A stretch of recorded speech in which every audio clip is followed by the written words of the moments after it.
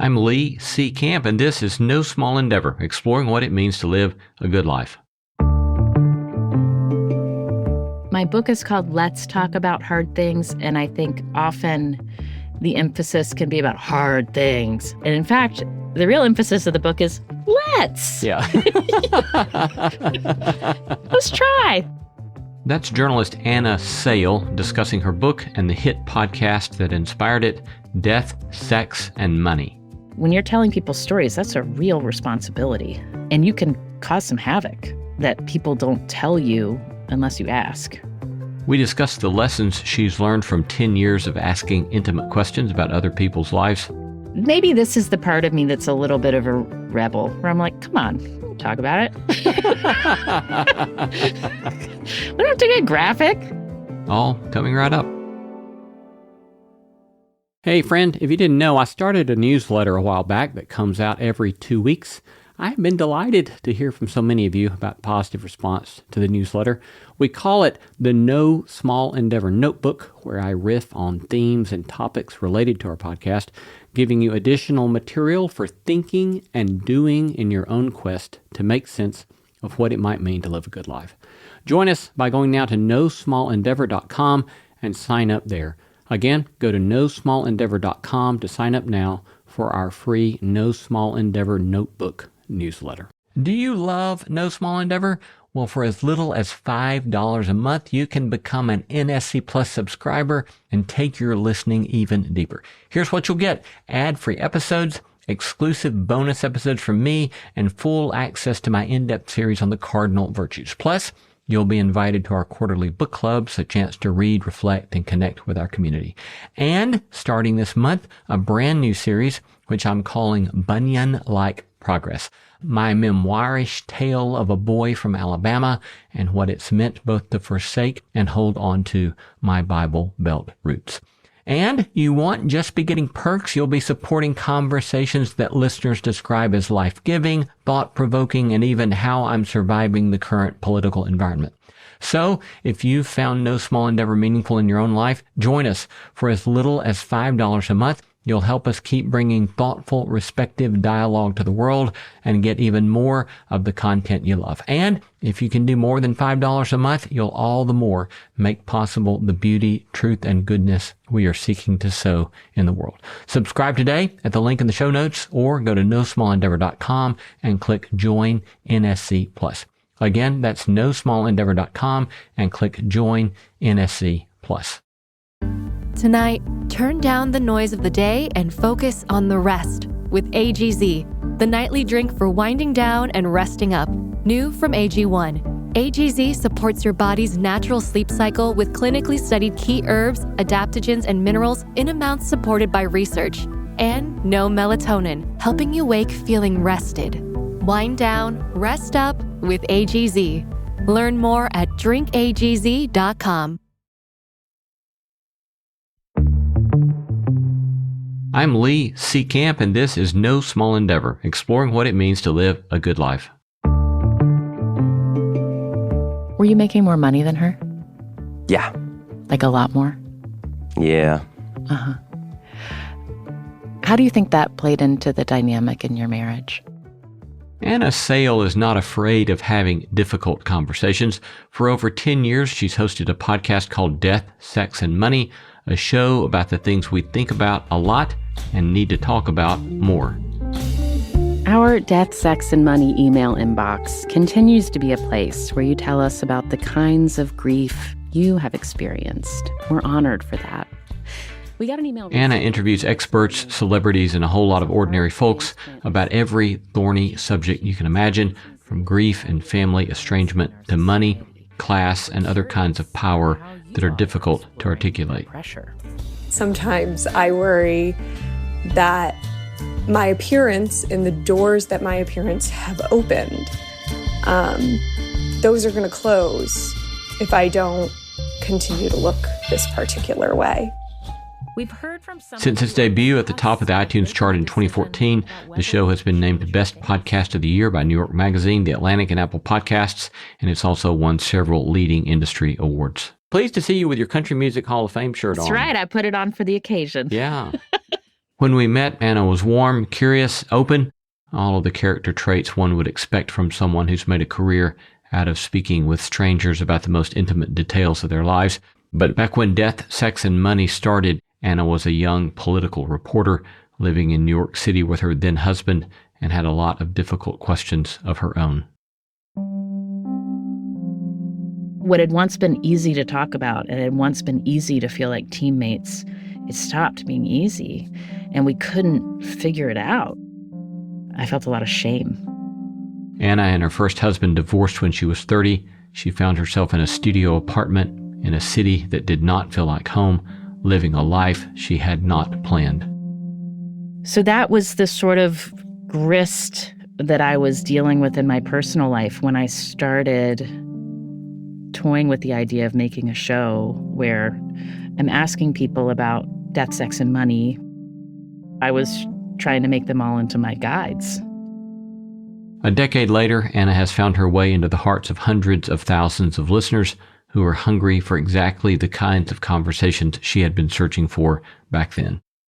A few years ago, she wrote a book to compile the stories she's collected. It's part memoir, part instruction manual, a gentle guide for those of us who are afraid to share the difficult truths on our minds and in our hearts.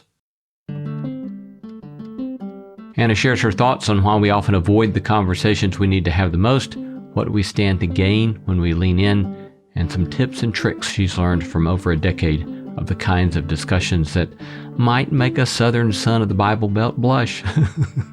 Sex. Let's do it. So today, my conversation with Anna Sale.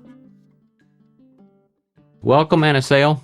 Thank you for having me. So there's this saying in academia sometimes where people will say, research is me search.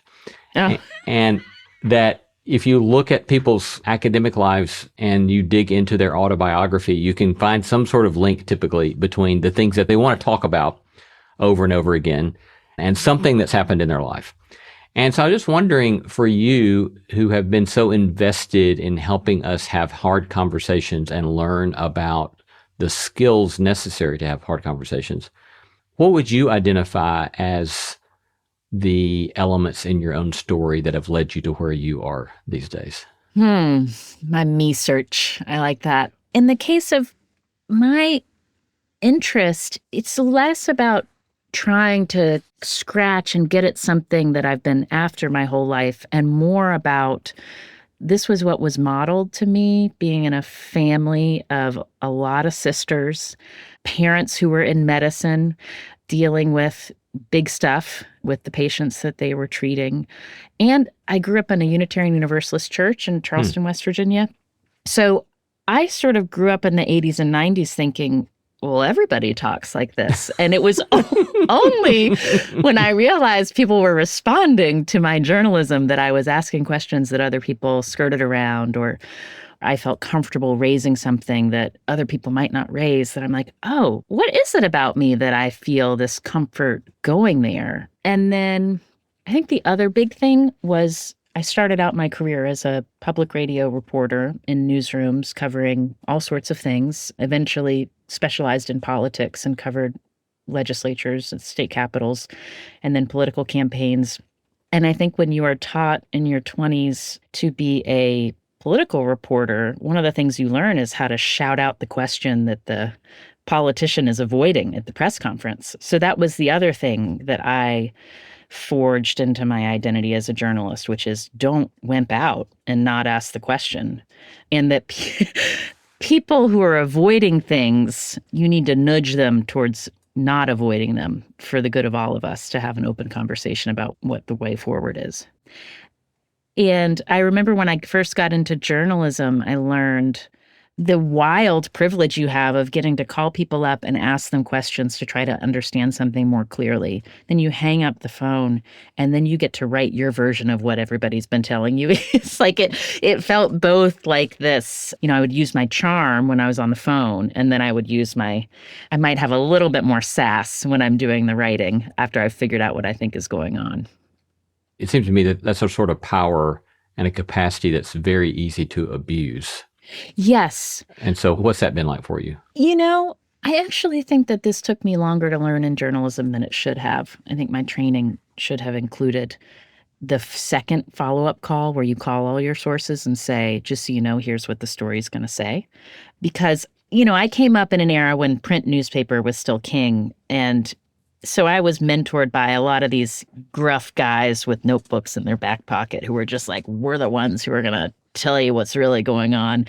And it takes courage to be the person to call back and say, I know you told me this thing, but some other people told me this thing. So this is what I'm saying in my story. And I think that that's actually the way that you take care of relationships long term. What was it that precipitated or led you to take up that habit? I remember one time I did a profile of a New York State legislator, and we had a great conversation when I was interviewing him. And then I got into some archival tape and I discovered that he said the exact opposite of what he was saying to me 5 years before about whether you ought to be working in a bipartisan way or not. So I put that in my story. He's saying this now, but he used to say this. And I got so iced out by that politician's staff afterwards. And I thought, oh, like, it was good that I reported that. It's true. And also, I can see why, if you're the staff representing that legislator, you think it's a cheap shot from a journalist. And so now I've been making a show for more than 10 years where it's very personal stories. We're talking to people about sometimes some quite tender things. And I think it's necessary to loop back around and say, we talked about these things. Here's what we're going to put in the episode. And I don't always have the opportunity to do it, but I like to loop back around later and go like, oh, how did that sit with you when it came out? Like, what did you hear from people in your lives? Just kind of understand when you're telling people's stories, that's a real responsibility. And you can cause some havoc that people don't tell you unless you ask, right? They're just like, oh, I'll never talk to a reporter again. Right. In your book, Let's Talk About Hard Things, you frame your project there opening up, talking about the way in which your divorce from your first marriage played into that. Would you be willing to share that with us? Sure. I got married when I was 26 to someone I met when I was 22. So I was just finishing college. And we just found each other right in that clutch moment in your 20s where you're like, who am I?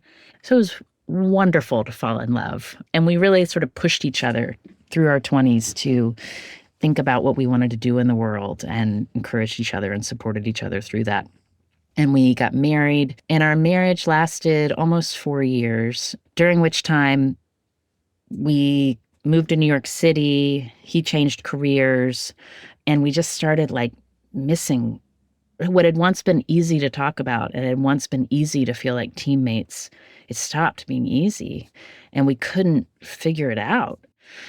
And we asked for help from therapists and counselors, and it was really, really difficult to face that midway through our young adulthood. What we wanted had started to look pretty different. And family is important to me, and commitment is important to me. And so it was very difficult to figure out what to do when I started to not be able to see the future for this marriage. I felt a lot of shame. And it was after that divorce, and I'm single, 30, 31 in New York City. I'm a journalist. I never really thought I was going to live in New York City, and all of a sudden I'm living in a studio apartment. And I'm just like, who am I? And what is my life going to be about? That's when my research really became me search. I was like, how did people do this? And particularly women, right? Because I'm in my early 30s. I knew I wanted to be a parent. So I had some time pressure to figure this out if I was going to have my own kids. So that was the sort of grist that I was dealing with in my personal life when I started toying with the idea of making a show where I'm asking people about death, sex, and money. How do they make meaning in their lives? How do they take care of their relationships in their lives? How do they support themselves and the people they love? Those are the big themes. And also I was trying to make them all into my guides. I didn't know where to turn.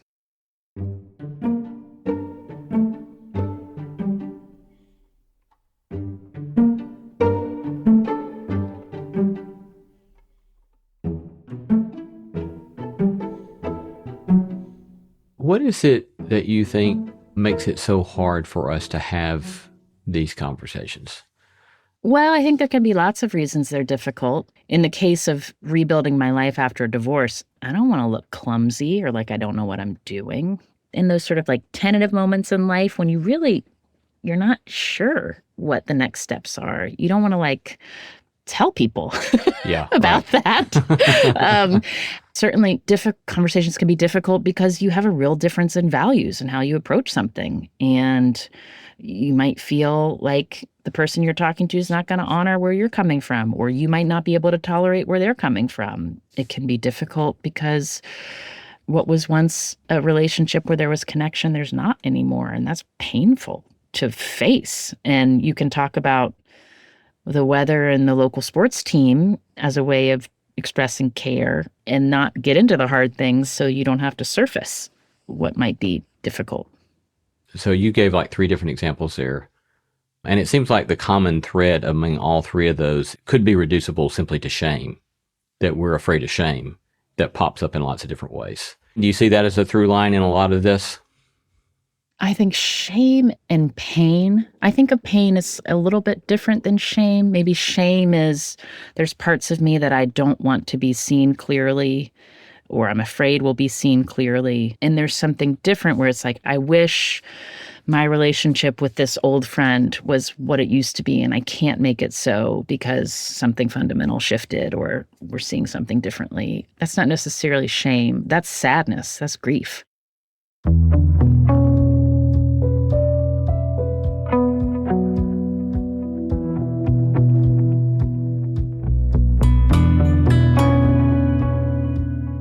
You're listening to No Small Endeavor and our conversation with journalist Anna Sale.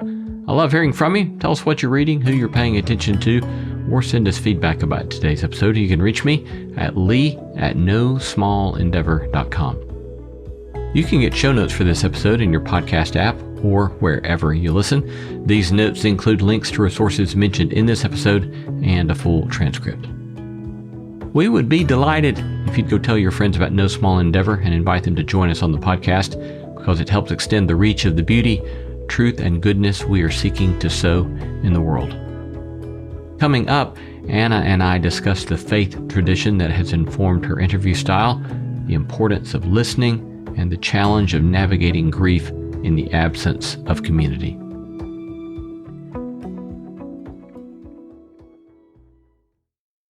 It has been so delightful to see more and more listeners like you sign up for NSE Plus. Our growing community is made up of intelligent and thoughtful people looking for a holistic approach to human flourishing. Signing up for NSE Plus is also a way to support the show and the work we're doing, and in fact, we depend upon that kind of support. But in addition to supporting the show, you'll get exclusive access to bonus content, and the No Small Endeavor you've come to love will be completely ad-free. In fact, you won't even hear ads like this one. So go to nosmallendeavor.com and click Join NSE Plus to become a member of our community today. Join for as little as $5 a month. Again, go to nosmallendeavor.com, click on that red button that says Join NSE Plus to become a member today. Did you know that parents rank teaching financial literacy as the toughest life skill? That's where Greenlight comes in, the debit card and money app made for families. With Greenlight, you can send money quickly, set up chores, automate allowance, and track spending with real-time notifications. Kids learn how to earn, save, and spend responsibly, while parents have peace of mind knowing smart money habits are being built. Try Greenlight risk-free today at greenlight.com/Spotify. 16 years from today, Greg Gerstner will finally land the perfect cannonball. Epic splash. Unsuspecting friends. A work of art only possible because Greg is already meeting all these same people at AARP volunteer and community events that keep him active and involved and help make sure his happiness lives as long as he does. That's why the younger you are, the more you need AARP. Learn more at aarp.org/local. Earlier, you said that you were raised in the Unitarian Universalist Church. In what way has that tradition informed you or not? And or are there other faith traditions, religious, philosophical traditions that have informed your way in the world and asking these kinds of questions or making space for these kinds of conversations? Where I grew up in West Virginia, in the Kanawha Valley, it had been sort of a big chemical industry. And so all these engineers had moved to town from elsewhere who were atheists. And they'd started this Unitarian society that grew into the church where I grew up. And so it was this mix of atheist engineers and then a lot of women who were part of the women's movement in the 70s. And then I grew up in the 80s and 90s kind of thinking this is like what the world is. You go to religious education Sunday school and you learn about the religions of the world, or you learn about Martin Luther King's speech or letter from the Birmingham jail. Like, we are going to talk about values and different faith traditions, and we're going to encourage you to understand that there's a lot of people coming from a lot of different places.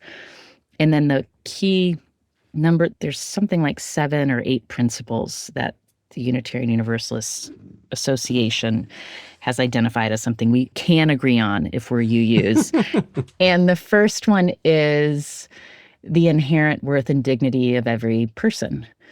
And I think about that all the time. And I think about that in my personal politics. I think about that in how I teach etiquette to my children. I think about that in my journalistic curiosity. Because if you really are committed to thinking about the inherent worth and dignity of every person, that's quite a challenge, particularly in our polarized times where we want to think about how we're all dignified and worthy, and there's plenty of other people on the other side who aren't. You said at one point, the chief skill in any conversation is how you listen. So unpack that for us a bit.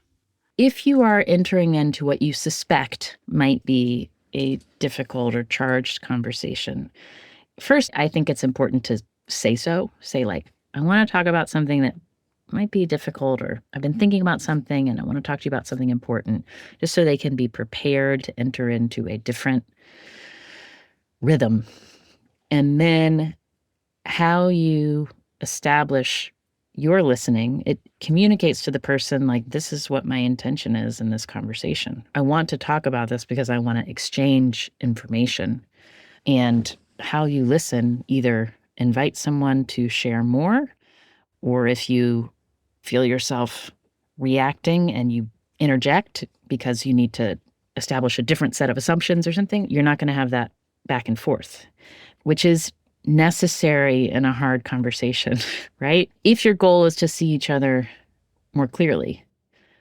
What are some of the alternative goals of conversations that trip people up, where you end up being more alienated as opposed to seeing one another more clearly? Well, I will give you an example of hard conversation. I have remarried, and I've been married for 10 years, and I have hard conversations with my husband all the time. And when we are less successful, when I am less successful in a hard conversation, it's when my chief focus is, you better listen to what my experience of this is. And I need you to hear it. And certainly, usually, at least one of my goals in a hard conversation, I want you to understand what my experience is. I want to feel heard. But if my chief concern is that, it's a battle, right?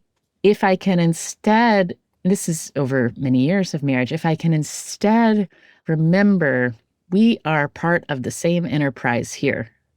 And if I'm irritated about pickup with our kids going one way or drop off, it's always these small things. The reason something can get inflamed is because one or both of us is feeling either underappreciated or like we didn't do enough, and we feel sad about that because we really care about our family, right? If I can take deep breaths and make space for that understanding as we talk about logistics or whatever, it's always more successful. The other thing that I am just coming around to is I've got kids, they're 9 and 6, and as any mom who does elementary school pickup knows, the person that you love the most is the person you take all your frustrations out of. Yeah, sure. At the end of a long day. And so having a tired 6-year-old has helped me also realize sometimes I think I'm talking about a problem with my husband, but in fact, we're really talking about how we're tired and worn out and frustrated about how something went earlier in the day. And now we're arguing about something small. Yeah. What other skills or rules of thumb for broaching hard conversations? I am helped by thinking about pacing and rhythm. Because if you think about the hard conversations that kind of have unfurled successfully in your life, maybe you were on a road trip, maybe you were on a walk, maybe you gave something time, one of you said something and then the other took a moment to take it in. I just think pacing and quiet, letting it unfold is often a key to a more successful conversation. I also think about when I've had some of the best close conversations with people in my life that I love. And it's also, maybe I didn't go into it thinking it was going to be a hard conversation, but just taking that minute to go like, how is it going right now? You said at one point that you think the most difficult part is when to speak up and make yourself heard. And you go on and say it's nerve-wracking to claim the space to say something you've been silent about for years. But when you put off speaking up because it might upset someone else, you are putting their comfort ahead of what you need. And I guess I would put an asterisk on that sentence. That can be so true. If you have something in the pit of your stomach that has been silenced, a secret you're holding, or a resentment you're carrying, you are not served by just lugging that around and not letting the other person know. It can also be true that every time is not the right time to have that conversation. When you are disclosing something or bringing up something that could be upsetting, it's holding both of those things being true. I need to say this to honor myself and not to prioritize the comfort of somebody else. And also, I need to recognize that that can be upsetting and it might take a little time. It might be more than one conversation, it might be many conversations. But I do think being on the other side of not holding something back, it's beautiful when you are in a relationship that you let there be more truth inside of once you've worked through that.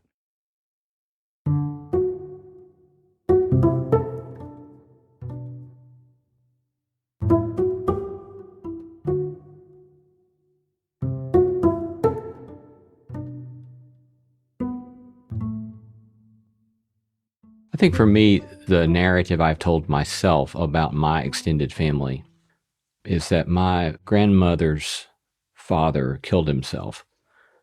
And she then, whenever any topic arose that made her uncomfortable, she would just say nothing and quickly change the topic of conversation. And that's kind of how my father often was. And the extended camp family was often a genuine sort of, we're nice, and this is one of the ways we're nice is that we don't talk about hard stuff. And then at some point, my area is kind of moral philosophy, but as I was thinking about some of the virtues one time, it occurred to me that can be an exhibition of patience where you wait, right? Everything can't be said all the time, everywhere, and you need to wait and be patient. But then it occurred to me one day that there comes a point at which it's no longer patience, and now it becomes cowardice, for example. When do you try to make those kinds of judgments, you think? That's such a, like I'm picturing a line, like at a certain point it tilts. You're not avoiding because you're being loving and patient. You're avoiding because you're afraid. And I think it's a spectrum.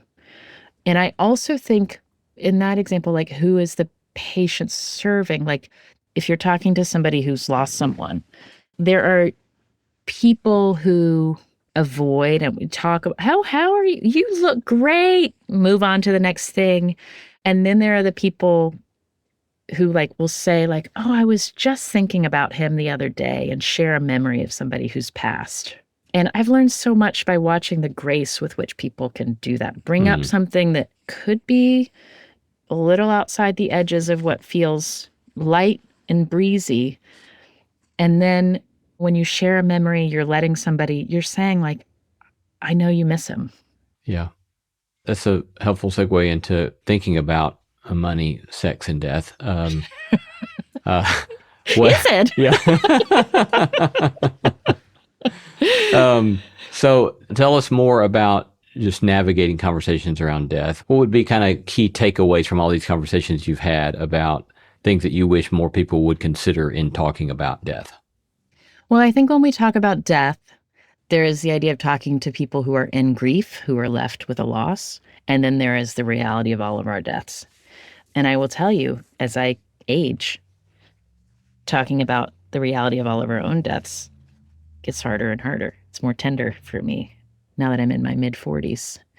When I was writing the book, I was thinking, like, who do I want to talk to about what has comforted them around death? And I ended up talking to a friend in her 80s about how she is noticing her own deterioration and what that's like, and how she appreciates when someone offers an arm, so that she can take gently, but not overdo it so she doesn't feel pitiful or pitied. I talked to a dear friend of mine I grew up with who experienced a pregnancy loss in her second trimester, towards the end of her second trimester, and just that the kind of loss that feels excruciating to you, and that there's not a lot of readily available ritual to recognize it. And she told me about how she's created her own rituals in her family. She takes her kids who were born after this first child, and they get an ice cream cake on the anniversary of their big brother's birth and death every year. And it's part of the family culture, acknowledging that this happened. I talked about my own experience at my grandparents' 50th wedding anniversary party. My great uncle collapsed and eventually died of a heart attack. And so we were all there as whole extended family. They live in a farming community, and we knew which church we were going to go to. We knew who would bring what in the community hall for the food. It was a terrible loss. And also, I, as a teenager, got to see the way that family and community and rituals hold us when we're experiencing that loss together, and how different that is in my life now, where I live very far from most of my family that I grew up with. I don't have a community hall where I know people would gather to mark my death. And just how, in the absence of that ritual, like, how in my life now do I want to acknowledge when, a fellow mom at elementary school, if they lose a parent, what do I do? How do I talk about it? Because when you're not in a community that's organized, where the rituals are sort of more automatic or inherited, I've got to figure out what to say, right? I have to figure out, am I going to text? Am I going to call? Will I take a covered dish? What is my way of acknowledging this? So there's all sorts of hard questions around death, and how do we talk about it? I think I am getting clearer as I get older about what is the just incredible marrow of life. What is the most important thing about living and breathing on this planet? And I am more and more aware of its fleetingness, right? And this isn't a new thought. The problem with writing a book about death, sex, and money and talking about it is basically you figure out every book that's ever been written is kind of working on about death, sex, and money. Maybe one or all of those themes too. Yeah, I mean, what else is there to talk about, right? Exactly. Yeah, I'm in my 50s, and I've definitely found myself it's been more in the last 5 years, I think, much more aware of my death. And then also having people my age that I've known or know now die. And with our podcast, No Small Endeavor, several years ago, I had a friend named Clay, and Clay got diagnosed with very serious cancer. And I talked with some of my friends at school over lunch one day, and I have a friend who's a lit professor, English lit professor. I was asking them, I said, I've got this curiosity or wondering if I should ask this friend if he would be willing to sit with me over the next year, because he thought he had about a year left to live. If he would sit with me on several occasions and just talk about it. And my friend, the lit professor, he said, they used to have these death manuals in the Middle Ages, where that's what they did, is they taught you how to think about death, and they taught you how to die well. And I just thought, what? I've never heard of such a thing, And so anyway, they encouraged me to ask my friend, and he said yes. And it was this beautiful experience. And I think that changed me in important ways, because what I learned from him was that day is coming for all of us, right? And so then the question is, how intentional am I going to be with my days in light of my mortality and in light of my coming death. And so we can allow that to become this source of inspiration for how we want to live our lives, how we want to show up to the people that we love, how we want to show up to seeing life as an adventure and so forth. So, yeah, I think for me, that was one of those places where I saw explicitly talking about death can be such a liberating practice. And when you're dying, that can be a lonely thing because that freaks a lot of people out. Mm-hmm. They disappear. So to ask your friend, I bet that was scary to say, can I record with you? Can we face this together? But what a gift. It certainly was to me.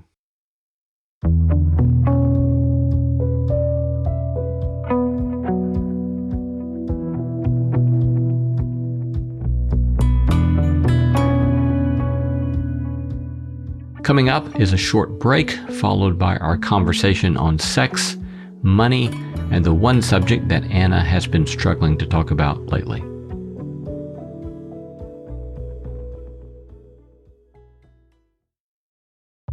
This episode is brought to you by Progressive Insurance. Do you ever find yourself playing the budgeting game? Well, with the Name Your Price tool from Progressive, you can find options that fit your budget and potentially lower your bills. Try it at Progressive.com. Progressive Casualty Insurance Company and Affiliates. Price and coverage match limited by state law. Not available in all states.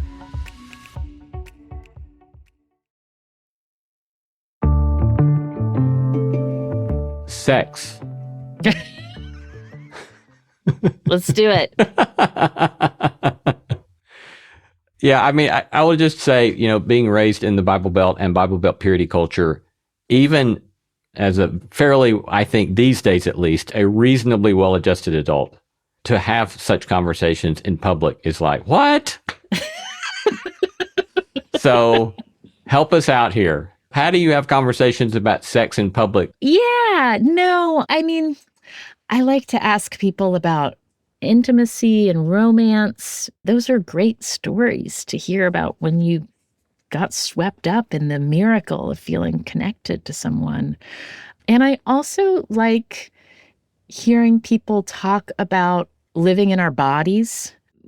For example, I was having kids while I was making this show, so dealing with anxieties about fertility or the stress of pregnancies or how to have a baby and where, there's a lot of things that my peers in my 30s, we were all sort of figuring out on our own and one-on-one. And I think that our skittishness around sex can make us avoid things where we need help, figuring out how to feel safe with somebody else that we love, but also, you mentioned purity culture. What does that mean? How much of myself do I get to bring into this relationship? What are the parts of me that want to connect?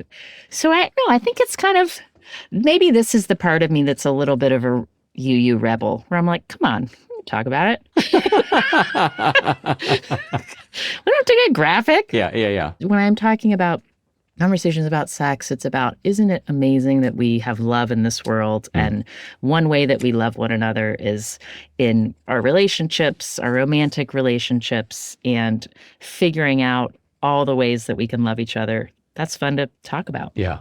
I don't remember where I read this, but you were talking about kind of the continuum between purity culture stuff, and then you used the phrase on the other end, militantly sex positive. And I'd never heard that phrase, militantly sex positive. You may have invented that, and I'm going to remember that phrase. That's the trick, isn't it? It's like, I think all of us realize that, one, we are embodied creatures. We are sexual creatures. And then there's a whole lot of complexity in figuring out how we live into that in a way that flourishes. Yes. That requires boundaries, that requires discipline, that requires freedom, that requires authenticity, all of that. That's a pretty complicated kind of mix, right? Yes. Going back to shame, how do you convey to somebody who's going to come of age, it is amazing that you get to live in a body. It is also something that is precious, and some measure of protection, emotional protection and physical protection is a part of honoring your body. And I haven't had to do that yet. My kids are still young. But I think that you're right. Like, I think what I was getting at with militant sex positivity is like, in my experience, I happen to believe that like sharing our bodies with each other and the ways that we figure out how to feel safe around that, like that takes a lot of care and it is not low stakes. Other big takeaways from having conversations about sex? I remember interviewing a woman who had gone through breast cancer treatment about getting back in her body after that experience. Sometimes we think if you happen to be in a long-term relationship that's monogamous, it's sort of like you figure out how you relate and then that's just what it's going to be. In fact, that's not the case. Like as our bodies change, as we go through illness, as we age, how we feel in our body, whether we want to be seen, all of that changes. So it's something that's can be a continual conversation. It doesn't have to be epic, but just like, now my body's changing in this way. Sharing that in a partnership can be really illuminating because when we don't have those conversations, especially if you're in a monogamous relationship with two people, like if something changes for the other partner and they don't explain what's going on, right, you can make a lot of assumptions about it having to do with you when it could be something they're going through. It seems like in one way that phrase you use there of it doesn't have to be epic. Is that one of the things that you're kind of helping us with? That is that if we will get better at having these kinds of conversations, we'll realize that a lot of our experience is not really so unique, that we're really kind of dealing with a lot of common human experience and it's better shared. Yes. My book is called Let's Talk About Hard Things. And I think often the emphasis can be about hard things. Yeah. Let's talk about hard. And in fact, the real emphasis of the book is let's. Yeah. Let's try. Yeah. Money. All right. So Okay. Why do you think money's so hard to talk about? I mean, it's another one where shame can get ignited from any direction, whether you feel like you don't have what you ought to or what people think you do, or you have more than you think you have earned. That can be a source of shame. It can be really difficult. If you're talking actual dollars and cents, those conversations can be so hard because it's so difficult to know who in our lives we can share a common reference point, right? Like, I can remember early parenthood in a city where your family's not living near you. That was my experience. It was like all of a sudden I had to figure out all the things that babies cost and childcare cost and how people found it, how people figured it out.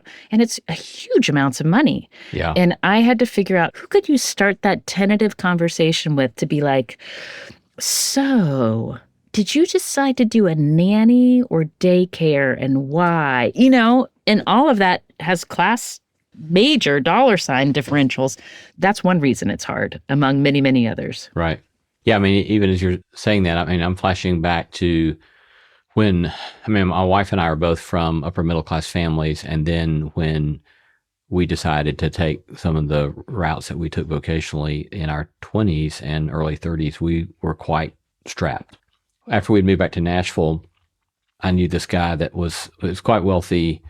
And as I recollect the story, our kids had been over at his house swimming maybe. And so we were pulling out of a Mexican restaurant one night and I saw this friend and I rolled the window down. We started talking.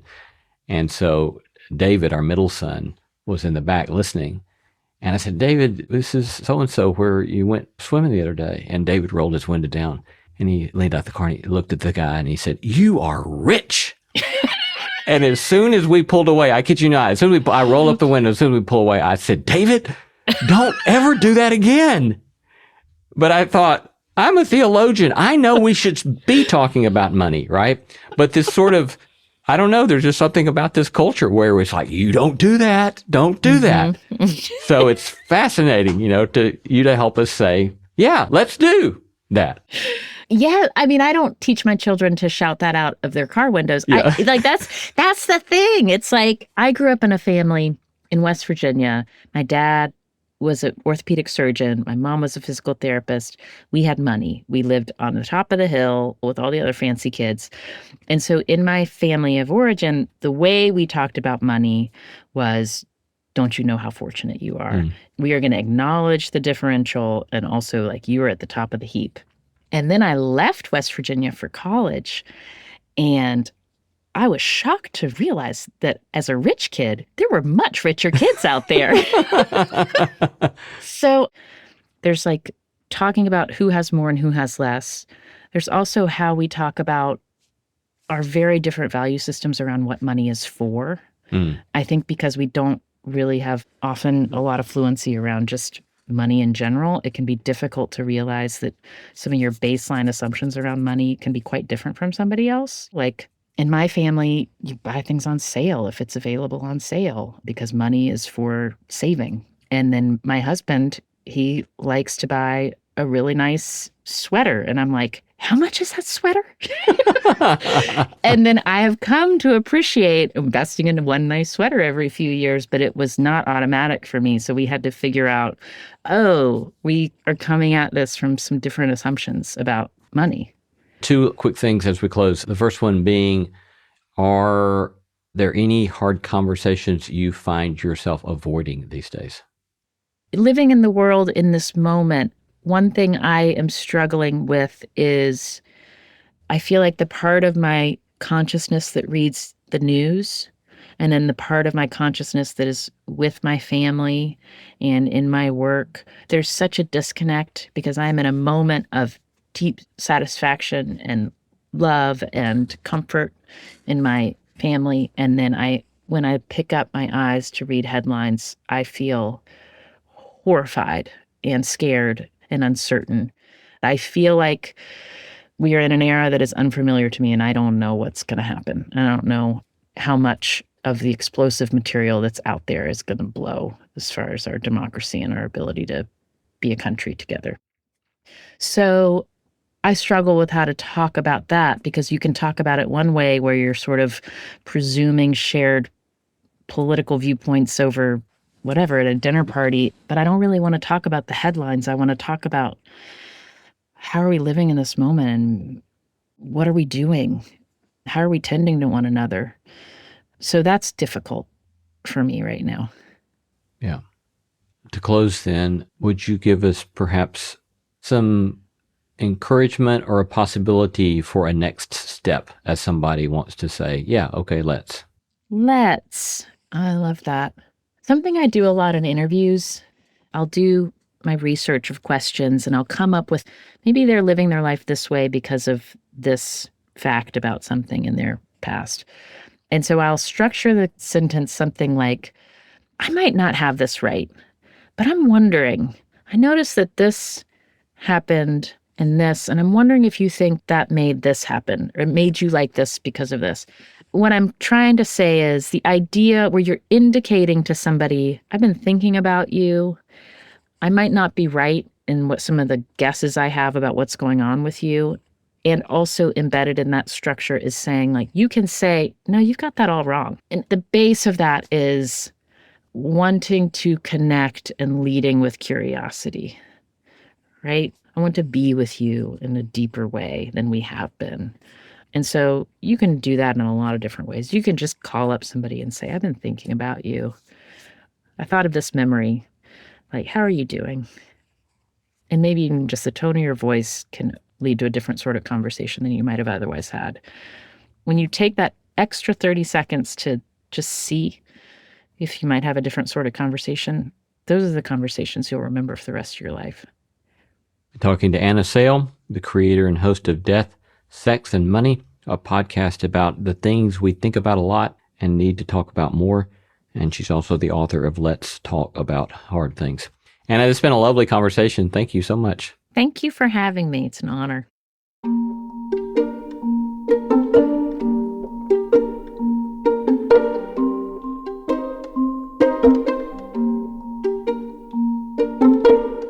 Here's one closing take on today's interview with Anna Sale. First, one matter I wish we had had more time to explore.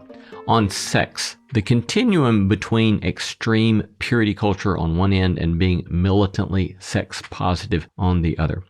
I thought that simply acknowledging that these categories are extreme ends of a continuum is helpful, and that neither will likely serve us well, and that noting this continuum does not leave us with less discernment, but perhaps even more to attend. As Anna noted, sharing our bodies takes a lot of care, and it is not low stakes.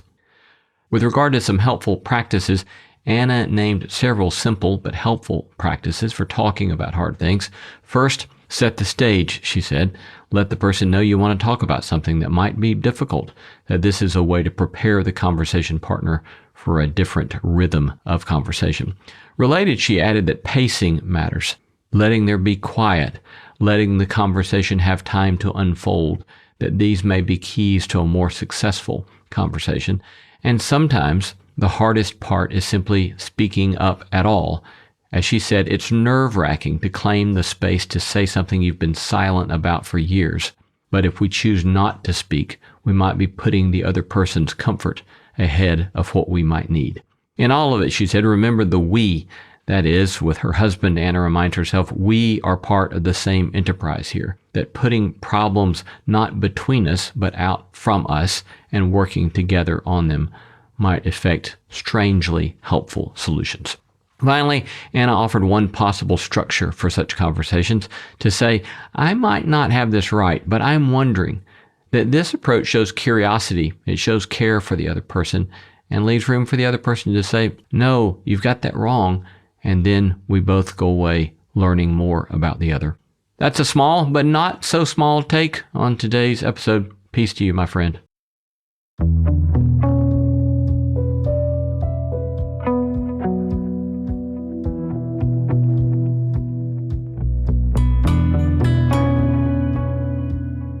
You've been listening to No Small Endeavor and our interview with journalist Anna Sale.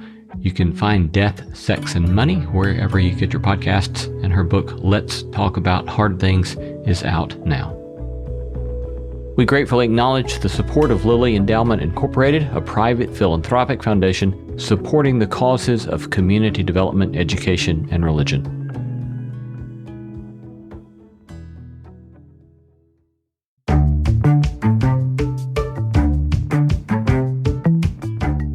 Our thanks to all the stellar team that makes this show possible. Christy Bragg, Jacob Lewis, Carrie Harmon, Jason Cheesley, Sophie Byard, Kate Hayes, Mary Evelyn Brown, and Audrey Griffith.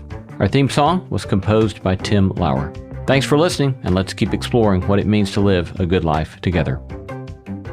No Small Endeavor is a production of PRX, Tokens Media, LLC, and Great Feeling Studios. If you love No Small Endeavor, I suspect you will not want to miss joining us in Nashville for our Thanksgiving variety show on November 23. This year, we'll be joined by Sharon McMahon, #1 New York Times bestselling author and podcaster. Sharon is a longtime government and law educator who became known as America's government teacher during the 2020 election when she went viral for breaking down complex topics with a steadfast commitment to the facts.